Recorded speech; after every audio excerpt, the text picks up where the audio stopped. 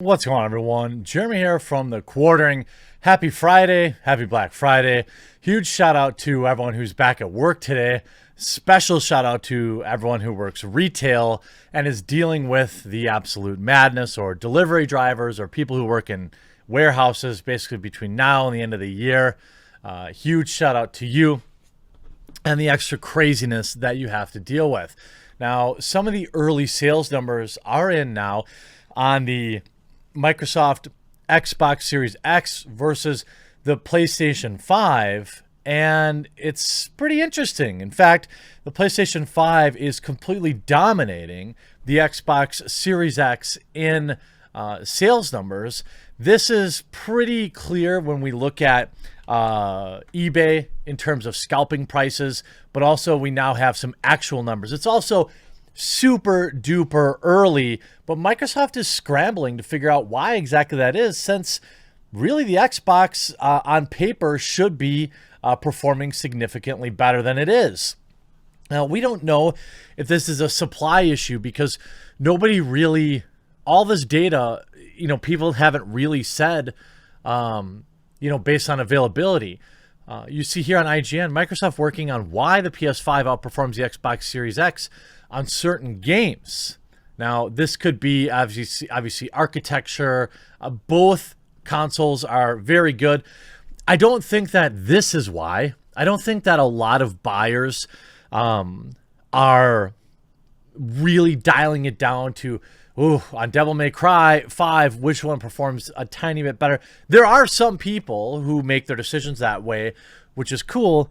But I'd say that 75% of people make decisions based on one of two things: which console they already have and their level of satisfaction with it, and games. Which console has the better exclusives? And right now, both consoles have good exclusives, and both will have better ones down the road, especially with Microsoft's Xbox. With their acquisition of Bethesda, I think it's safe to say that we can expect some timed exclusives. They'll still come to PlayStation 5, but right now they're talking about timed exclusives.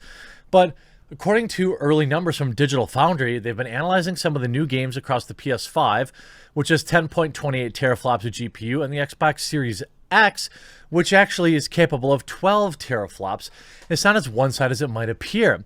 In Devil May Cry 5, the Xbox Series X has better performance in 4K and ray tracing modes, but the higher frame rate option runs better on the PS5, with the frame rate gaps being more than 40 frames a second in some cases. The dips look really strange to me. It kind of suggests there's some kind of API limitation on the Xbox side where the GPU is being held back by something, suggests Digital Foundry editor Richard Ledbetter. And by the way, Digital Foundry does amazing work. Assassin's Creed Valhalla, which has been heavily promoted by Microsoft, also runs better on the PS5. The Xbox Series X version showing screen tearing and regular frame rate dips below 60 frames a second. The same story for Dirt 5, where image quality and resolution go in the PS5's favor. Dirt's developer Codemasters has acknowledged the performance gap and has already said it has a fix in the works. Now, much of this, by the time most normal people have these consoles in their hands, all these issues will be fixed. There'll be numerous updates over the first couple of months. From a hardware perspective, the Xbox Series X should be outperforming it, but it needs optimization. And as we all know, when you're an early adopter, whether it's video games or consoles, you're a beta tester these days. The days of a polished game coming out ended with the cartridge era.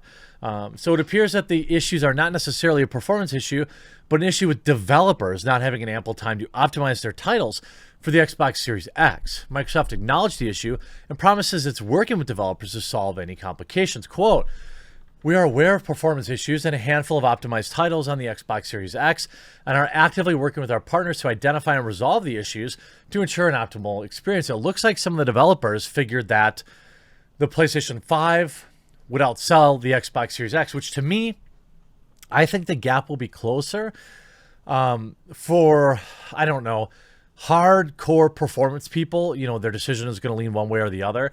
But Microsoft still has Game Pass, and Sony has a long way to go in catching up on that, especially when you're talking about having Bethesda games at launch being a part of Game Pass potentially down the road.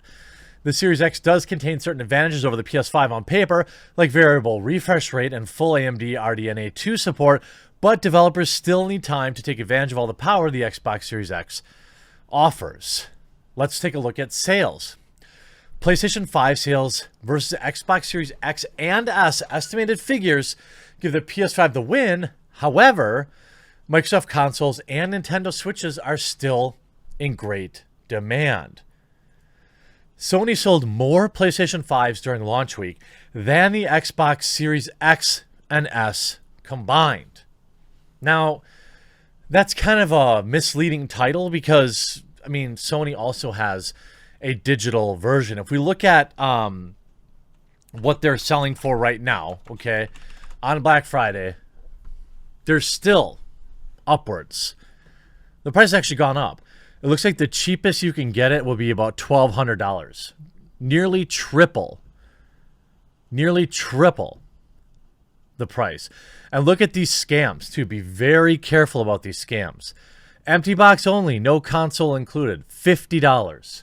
These type of things are particularly set up to confuse people and scam people because so many people are furious to buy the console, they don't know. So it looks like you're still paying, $1,200 plus.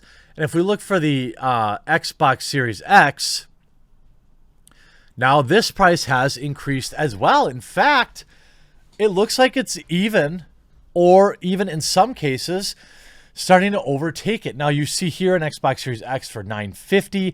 Here's one for $1050. So it's slightly less, but the price is increasing on the Xbox Series X. Now, if we look at the total numbers, despite Sony's staggering launch, more PS5 consoles were sold during next-gen launch week than Xbox Series X and S combined. This, according to Stat Tracker, VG Charts, which estimates that between November 8th and November 14th, Sony globally sold 1.483 million PS5 consoles, while Microsoft sold 1.3 million Xbox Series X consoles. So, it's being marketed as a dominating performance, but is it really, a million units? Maybe, While the Series X and S launched globally on November 10th, Sony divided the PS5 launch in two, with consoles releasing in North America, Japan, Australia, New Zealand, Singapore, and South Korea on November 12th, and then the 19th to the rest of the world. It's still a record-breaking launch, of course. Meanwhile, Microsoft had a record-breaking launch week for the Series X and S, selling more consoles than it did during the Xbox One launch. Until now, the One launch was the biggest Xbox launch in history at 1.1 million sales, but the Series X and S have far surpassed that. It's interesting, though, because ultimately, who knows what it could have been if supply was actually there.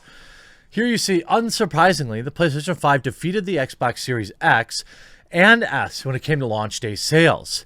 At least, according to estimates by VG Charts, apparently 2.1 million to 2.5 million units of the PS5 were sold on its two launch days, but the Xbox Series X and S also did very well with 1.2 to 1.4, meaning the PlayStation 5 sold double on launch day.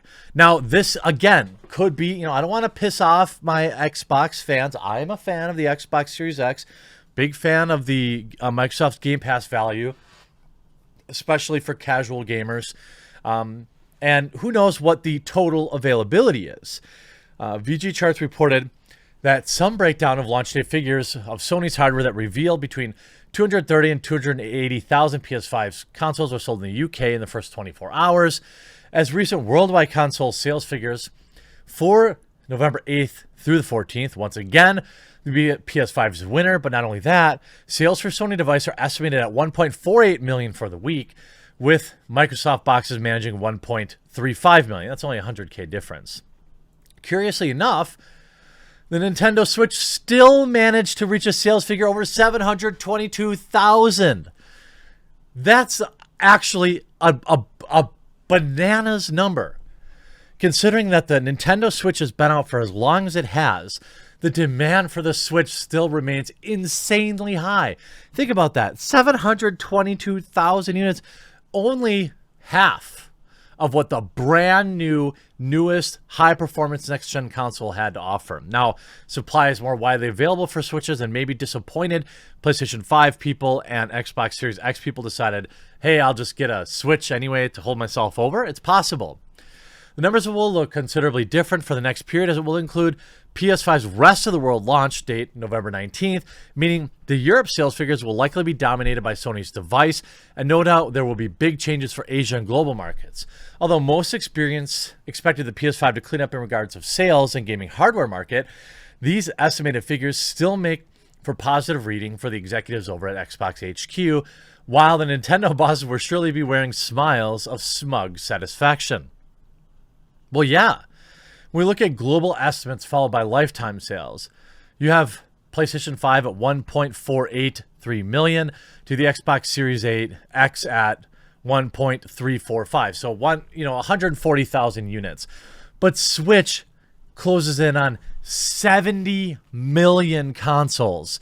The PlayStation 4 still sold 100,000 units, which brought its total to 113 million worldwide, while the Xbox One sold 45,000, half as many as the PlayStation 4, and delivered a global total of just 48 million. The 3DS, which is almost extinct now, still has 75 million units available in the market, but only sold 2,000 units that past week. The Nintendo Switch numbers are mind-boggling, already well outselling the very close, to outselling the 3DS in, a third as much, significantly in that less time. And when you see the global totals of the PS4 versus the Xbox One, you've got to call this a kind of a win for the Xbox, right? If globally, historically, they lost the race 2-1, 113 million to 48 million. In fact, it's worse than 2-1. It's almost 2.25 PlayStation 4s to 1 Xbox One. Being this close at launch, probably a huge positive for the executives over at Microsoft. Now, it'll be interesting to see how these numbers change based on availability. Obviously, a lot of that will hinge on console exclusives, but we'll have to wait and see. Microsoft's got to figure out this performance issue before it becomes a PR nightmare for them. They've got to put consoles on the shelves. And with people finding the difference between the two consoles negligible, it may come down to who can put more units on the shelves faster. I hope you enjoyed this video. We'll talk to you again real soon.